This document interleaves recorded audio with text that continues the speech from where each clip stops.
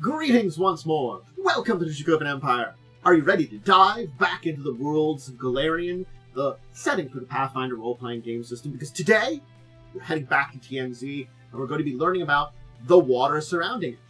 Now you may say to yourself, it feels kind of boring. It's water, what can be it? Water and oceans and seas of Tian Xia have shaped many of the nations there and shaped the continent. That's why it's important to talk about this. They do just that. It turns out, water shapes a lot of life. I'm going to be your host here today, Tian Xia. I'm going to guide you through my portal and gateway to Tian Xia, where you can get on a boat and check out some of the water here. Please do remember to give me a bit of a tip here. Make sure you're subscribed, of course. Boom, boom, boom, boom. And liking and ringing the bell also can help. And hey, what do you think about all this? Do you think your adventures are shaped by these oceans if you have them in Tian Xia, or how they relate to it? Or have you had some adventures upon them? There certainly is an opportunity to adventure on the high seas. Alright, gates open! Grab my hand, let's get going. It's time to rock and roll. Tian Xia awaits. We've arrived once more! We're going to be getting on our boat and heading out into the first of our oceans that we're going to visit, the Embaral Ocean. Before we do, let's talk about some basics and start with some big sources here. Because I'm going to be going over some stuff, but there's some fine details that appear in a number of books that might help you dive deeper into the waters, as they say. Of course, the Dragon Empire's Gazetteer, Tian Xia World Guide is my main source here, but I also did reference Aquatic Adventures. And from the Skulls and Shackles Adventure Pass, Raiders of the Fever Sea does talk about a number of the oceans in the world. So, let's dive in, both metaphorically and physically, to the oceans. This is a map of Tian Xia. We can kind of see where the oceans are kind of mapped, and some of the seas that are mapped in. So, the thing about Tian Xia is a continent surrounded by water, except for its northern border at the Wall of Heaven. This is where it connects up with the continent of the Crown of the World. They are aware of a lot of the other continents, Casmaron, Avestan, Grund, but the fact is, the ocean to their west, which separates them out from those three continents that are mostly connected together, the Okaiyo Ocean, is incredibly perilous. It makes travel very difficult. And of course, crossing the Crown of the World itself and passing by the Wall of Heaven, the giant mountain range to the north, makes contact with other continents really hard. Because, yeah, the Crown of the World will connect up with Avestan, it connects up with Casmaron. These things are true. Casmaron's not far. And of course, if you're talking about Avestan, you're talking about Grund. The main rest of the world, at least a good portion of the rest of the world that is known in the Golarion sphere, does know about them. It's just so separate, so isolated. So, western shores, you've got the Embaral Ocean, the Okaiyo Ocean to the east, and the coast of Tian Xia is bordered by a number of seas. So you've got your two big oceans, Embaral and Okaiyo. The other seas are Ivory Sea, Songil Sea. The Ivory on the northwestern coast, the Songil bordering the northeastern coast. The south lies the Valashmai Sea, which is important because it separates Tian Xia from the Sarasan continent, which we know incredibly little about. But the Valashmai Sea is so deadly and dangerous, no one goes there. Also, you forget your memory when you go. And there's, of course, important places like the Xidao Gulf, which if you go see my Xidao episode, I talk about the nation there. We're going to be talking about the water there, because it does separate out Kai from the mainland. There's also some inner seas, which we won't be getting into today, the Sea of Eels and Sea of Ghosts, which are basically landlocked giant lakes, which have some rivers connected to the coast. Surrounding Tian Xia is a shallow extension of the landmass, a continental shelf that goes about 600 feet deep before it drops down even deeper. And this gives a lot of the shallow regions in the southwest, the Manhattan archipelago and its thousands of islands and a lot of other places, its existence. So a lot of trade and exchange between east and west comes through the oceans. There's still a lot of strong currents, unpredictable winds, that do make transit from Tian Xia difficult. It's a protective buffer that keeps hostiles out for a lot of part of the year. But about twice a year, in spring and fall, the seasonal winds and currents basically through the Embaral Ocean bring life to the marine desert. This is when ships and trade vessels launch, when these first winds blow across there. This is the waking wave, which kind of celebrates this time when trade can happen on that side of the water. Any vessel straying too far from the churning sea of storms not only risks destruction, wind and wave, but falling victim to the sea creatures. So, there's fantastical things that relish in the stormy weathers. Whirlpools, creatures, other things. And of course, if you go to the Valashmai Sea, kaiju and other titanic creatures. And, sure, maybe you want to go there. Maybe you want to go down that seabed, where artifacts and lost treasures of many vessels that have tried to cross Valashmai. Still. And Okaiyo's oceans, the bulk of that are opaque. Kind of hard to see. Not unpopulated. With water deities, Jathums, Athmarus, merfolk, ancestral spirits. It's just as much a mythical ocean world. So these oceans are worlds unto themselves. Talk about the Embaral Ocean first. We'll start with that. The second smallest ocean in Golarion. It has a varied climate and vibrant ecology. Whales are common in the waters, and great migrations bring fleets of ships trailing behind them to hunt them. Most whaling takes place in northern waters, as the creatures are protected in the equatorial region by a powerful and ancient dragon turtle named Kama, who attacks whaling ships that enter his warmer waters. So, yeah, they head north. Independent of the whales, the Embaral Ocean is a marine desert. It stretches between Casmaran and western TNZ. Few fish swim through the regions, and the winds die down, leaving miles of glassy water pulsating with low swells. Outside there, strong currents move north and south along the shores of the continents, both Casmaran and TNZ. This helps trade up and down the coasts of these two continents, but it prevents difficulties going east-west, like the currents and winds are north-south. But again, there's that twice a year, in spring and autumn, when the currents dig deep into the open ocean and stir life in the desert, kicking up winds and make it easier to cross reliably. This wind lasts for several weeks and just long enough for an average trade ship to cross. When you delay, it can be fatal. So it's basically, you plan for a one-way trip in spring and then maybe come back in autumn. That's the way you would plan it for your trade trip. You'd plan to load up, be ready for the winds, travel across there, do all your trade in the various ports and stuff, build up everything you're going to bring back, and then be ready for autumn to head back. And then repeat.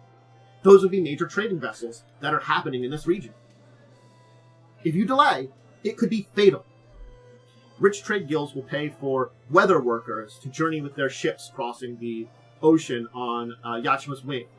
So basically pay for some people that can help manipulate the weather and keep it good. But most traders can't afford that extra luxury of someone that can play around with the weather, that's got some magic to do that. So most of the time, you have to rely on basically compensating a captain and crew and expect that they don't have issues on their journey. You know, pay them well enough to face a dangerous journey because you have a time window that outside of it, it is not a great ocean to cross. That's the Embaral Ocean. The Ivory Sea. This connects the Embaral Ocean in the south to the Shining Sea in the west. It borders northwestern TNZ, stretching below the feet of the northern wall of Heaven Mountains to the southern shore of the Crown of the World. During much of the year, it's covered by Tashin Yukata, an ice shelf. So yeah, that's why you're not traveling here. An ice shelf. There's a lot of sea life, seals, walruses, lots of whales, narwhals, belugas. Many whalers will migrate north from the Embaral Ocean during the summer, while blue whales occasionally enter from the Shining Sea to the west. So it's a region that you certainly have hunters in, and there's life there, but it is like a dangerous region. Only the toughest people live there, and it's not one you necessarily are going to be there often. It's not really a great place to live around the Ivory Sea. The Okaiyo Ocean. This is connecting western Arcadia. We're not going Aveston, we're going Arcadia to eastern shores of TNZ. This is temperate water filled with strong currents and strong winds. The seas are calm, the storms are threatening, While the seas are calm and few storms threaten the waters, the central expanse can be dangerous. Things are unpredictable, and it requires an experienced crew to basically harness them properly. There's been many of them caught in powerful crosswinds that demast them, leaving them hobbled or even dead in the water. And there are pockets of area where the winds cease altogether, doldrums that can last days or weeks. A mercantile company or wealthy nobles sponsor exploration fleets to the Okaiyo Ocean, basically chart its waters. One company, the Red Kite Trading House, offers a yearly purse for anyone that brings detailed reports and maps of the trade channels to Arcadia. Again, there's the one thing. We know about Arcadia. We know some of the countries in Arcadia. We don't know a lot about Arcadia. We know they're trading with Tian Xia across the Okaiyo Ocean. We know there's also colonies from Avestan on Arcadia. We know there's trade with them. But again, there's a lot of questions that I'd like to say. I'd love to know more about Arcadia. But it's interesting that we know this about it, that they're trading with Tian Xia in the east. Because they can, but it's still dangerous. The waters surrounding Tian Xia are not safe. Songil. A lot of different fish inhabit here, swimming in schools up and down the coast. Eating fishermen, great. They're peaceful waters. Sea serpents, sharks, and whales also live here, feasting on the rich reserves of fish, and they are quick to guard their territory from landlubbers. Grindylow are the plague of the Songil Sea. They are creatures that gorge themselves on plentiful fish in the regions, and even when their bellies are full, they have a thirst for man. In general, they prefer to attack during inclement weather, using storms or fog to hide their presence. On the Songil Sea, storms are few and far between, so the Grindylow have learned to strike quickly when the lightest rains fall, or the thinnest haze of mist rise. Citizens of port towns at the edge of the Songil Sea refer to the breaking storms as Grindylow weather. Xidao's Gulf. Go see my Xidao episode, you can learn about the country. But there's a shallow sea, and it separates Minkai from the rest of the Mingdom. Paying homage to the creatures beneath the waters of Xidao has always been important, and it's been a big part of the superstition. It is home to a lot of sea life. Crabs, lobsters, sea creatures. There's a lot of fishermen that will ply their wares in the Xidao Gulf. And pearls are important here, especially the black pearls. If you're going wrong, there's a big chasm over here. If you're going to travel here, or take up resources from the Gulf, you pay privilege, you pay honor. And one of the countless trading spots atop the reefs and atolls, where you can kind of make deals or offers, whether to the people of that region or some of the more powerful creatures that live. Keep those in mind if you're going out on those waters. And finally, let's talk Valashmai. This is the one that's one of the more interesting and dangerous seas. You think the eastern and western oceans were already kind of awful. They are. South is even worse. It's great if you're staying next to the continent, northwest on the western side. We got, eastern side with kind of unpredictable, you can kind of map it out, you can kind of survive it if you're trained and ready for it. And now you've got the south, which is, don't go there. It's the most dangerous body of water in all of Golarion, the Valashmai Sea. It's got persistent storms, fantastical creatures. If you are a sailor that ventures down to there, far enough from the coastline, you face these dangers. Crossing this violent sea, you must hug the coast of Tian Xia on the south side, with hope of passing from the Okaiyo Ocean to the Embaral or Ivory. You're basically hugging the coastline on the south to hope you remain safe away from the storms and monsters. Those that make trips across the sea and back again are reported as their heart to the sea. A stretch of water so immensely blue it seems painted. The water is constantly churned, fed by some unseen source. Those that skirt the azure expanse, lest they attract the creatures that live in those waters. So you don't even go. You might find those pristine blue waters, and that's so amazing looking. Don't even go in here. If your ship goes in there, what lives there is coming for you. If you want to venture into Valashmai, or even to Saracen, to the south, you got to hire people that know the waters there. And even if you go to Saracen and come back, you're not going to remember it. That's a weird thing that's about Saracen. I don't know if it's an actual magic or just, Paizo being like, we don't talk about it for now. But yeah, no, it's there are people that know these waters and understand how to navigate the creatures and the weather. And you gotta hire them on if you want to even think about crossing. People from Valashmai. Because it sucks. And it's dangerous. And those are the waters around TNZ. And that's why I did want to talk about this. And, reading up upon it in the World Guide definitely helps make me think about this. But as I more reflected upon it, yeah, these are important. These define TNZ in a lot of ways. The fact that it is so isolated. It is a continent that has been kept isolated in many ways. It's not completely isolated. Mind you, there are these trade goes that go to Arcadia, Avestan, Casmaron, or even crossing the crown of the world. Those happen. People have traveled those routes. But it's just so set away that it's a rarity that you don't have major groups traveling to and from TNZ. The one time you got a major group, well, that was coming from Taldor.